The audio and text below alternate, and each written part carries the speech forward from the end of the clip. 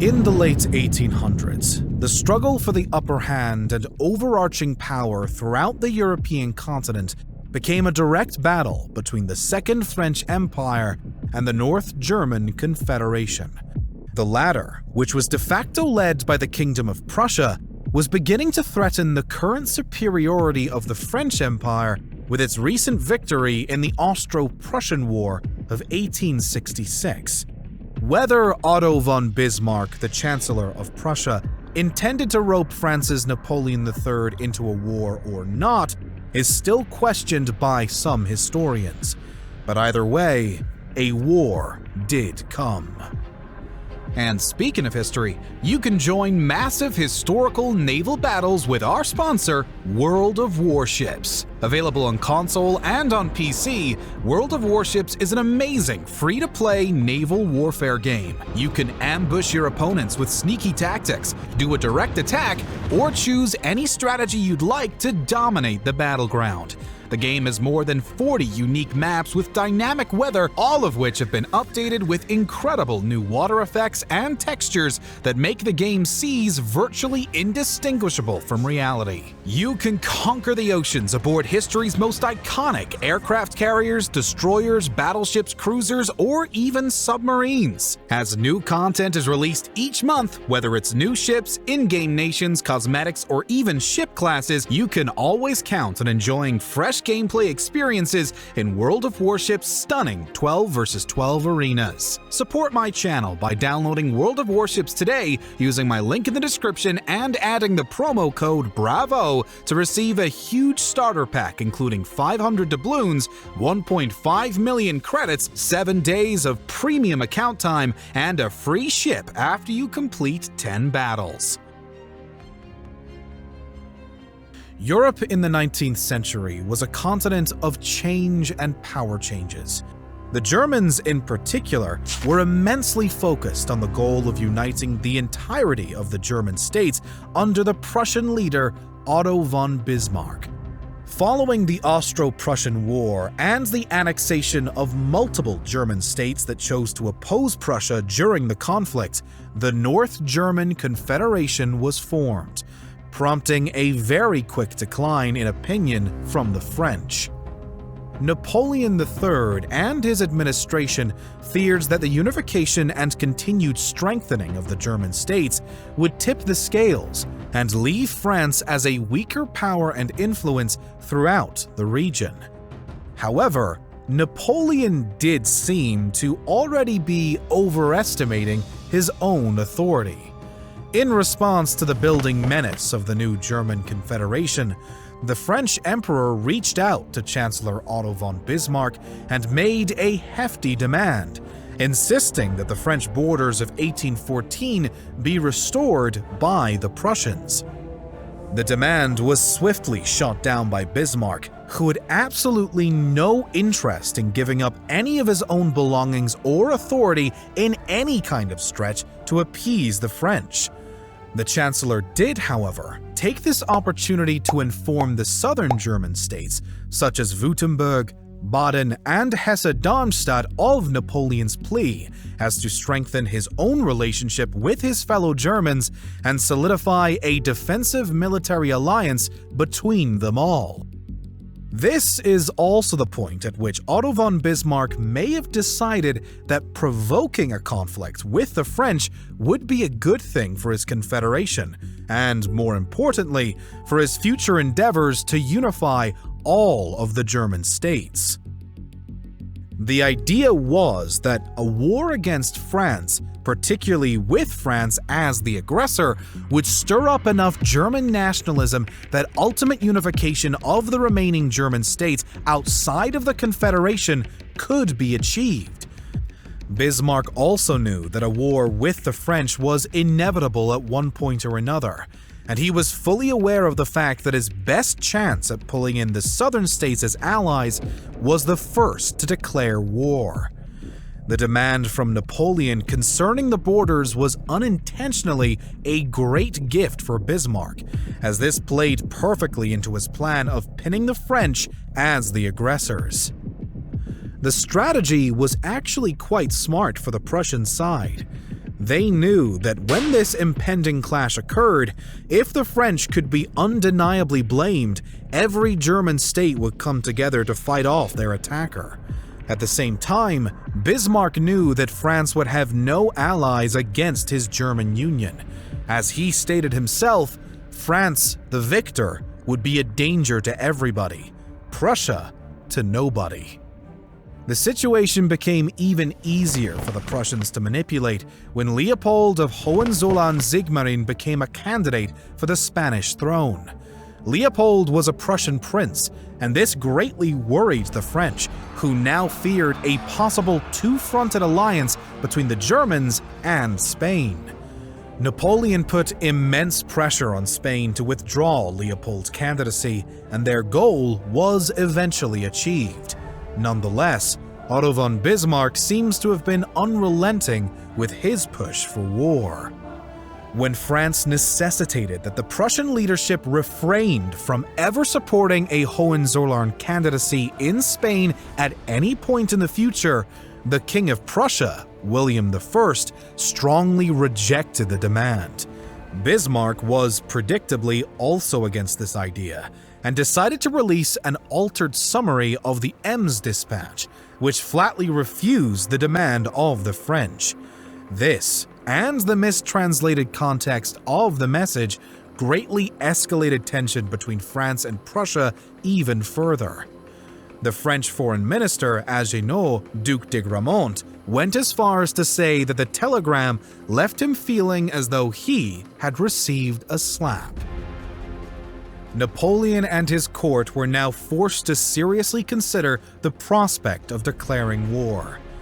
The emperor's wife, Empress Eugenie, was strongly in favor of a war with Prussia, one which she believed would easily be won by the French Empire and would help to resolve both domestic and other political challenges. Foreign Minister Gramont was also a firm supporter of war with the Germans, especially after the Ems dispatch.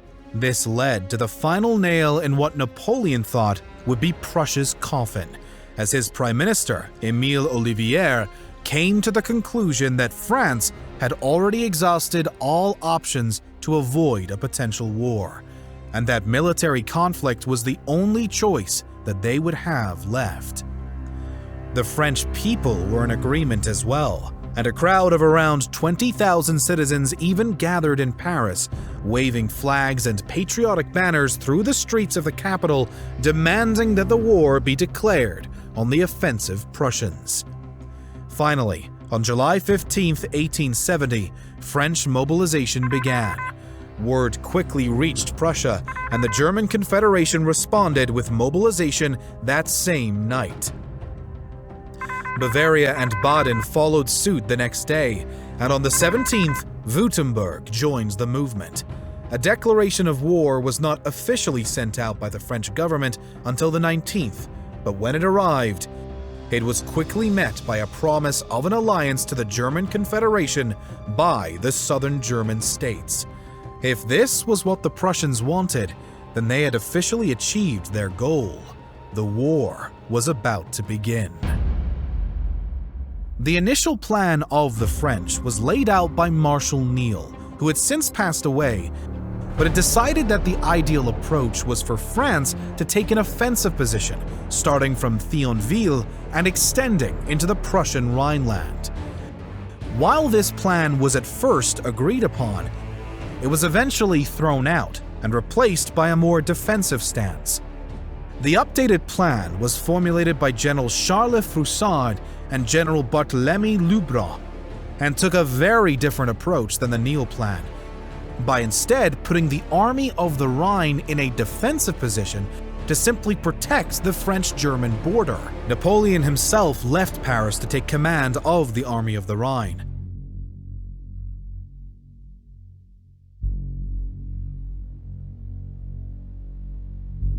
The French were also expecting both Austria and the collective South German states to join the fight on their behalf. But of course, as for the Germans, this was simply not an option. The Austrians did consider coming to the aid of the French, eyeing the chance to avenge their previous humiliating defeat at the hands of the Prussians, but ultimately opted not to get involved without the additional alliance of Bavaria, Württemberg, and Baden. This left the French to face the German states on their own, just as Otto von Bismarck had predicted. Despite having no foreign support, Napoleon was determined to launch the opening attack. The hope was to catch the Germans off guard by beating them to the punch, and the first reasonable target appeared to be the town of Saarbrücken.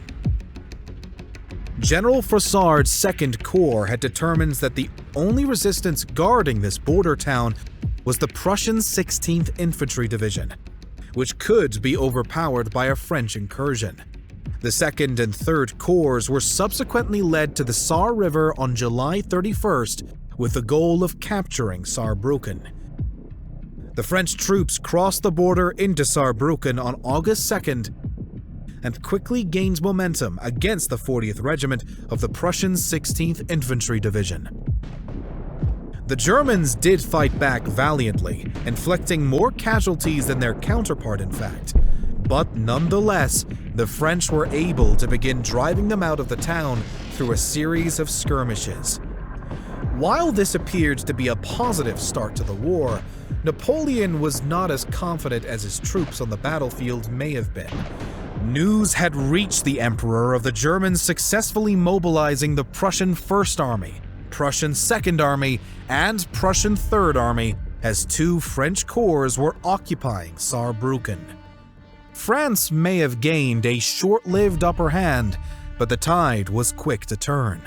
The Prussians had now better mobilized their forces, whilst the French were on the offensive, but fairly unorganized and poorly mobilized. Napoleon became aware of this situation and decided to withdraw his troops from Saarbrücken before the Prussian armies could arrive. The French shifted back into a defensive position, and the Germans went on the offensive.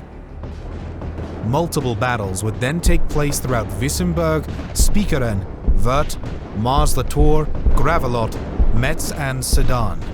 The latter proved to be the most significant clash thus far, and resulted in the capture of Napoleon III himself on September 1st, leaving the French without an emperor. France was now shaken both on the battlefield and back at home. Without an emperor, the Second French Empire completely collapsed. The rest of the authority in Napoleon's court was ousted, and a provisional government then declared the formation of the Third Republic on September 4th.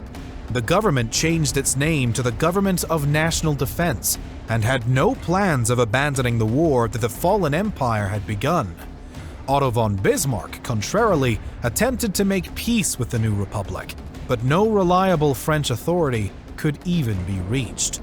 The Prussians reacted by marching straight to Paris and launching a grueling siege that would last a draining 130 days. The Parisians were suffering immensely, and the new government was beginning to recognize the odds stacked heavily against them. The people of Paris were starving, and the French troops were being worn down day after day, leaving the new republic to no alternative than peace on German terms.